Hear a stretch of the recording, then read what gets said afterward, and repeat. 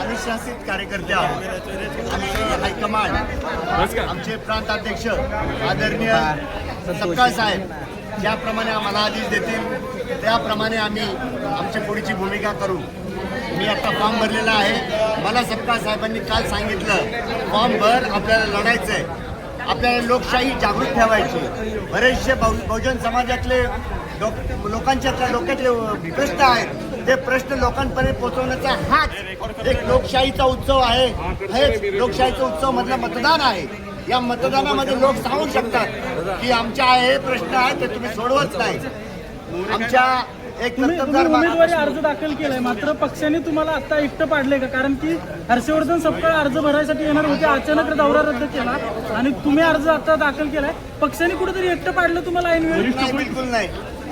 पक्षासाठी आम्ही प्रत्येक एकटा माणूस सुद्धा लढत असतो. पण वरिष्ठ नेते का नाहीये तुमचा अर्ज दाखल करायला? वरिष्ठ त्यांना अचानक राहुल गांधींनी केरळला बोलवलेलं आहे. आमच्या अध्यक्ष दुसऱ्या काँग्रेसमध्ये कोणीही आलेलं नाही.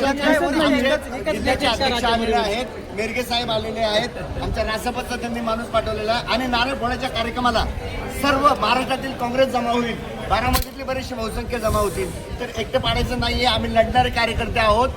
एकला चलो आमच्या जानकर साहेब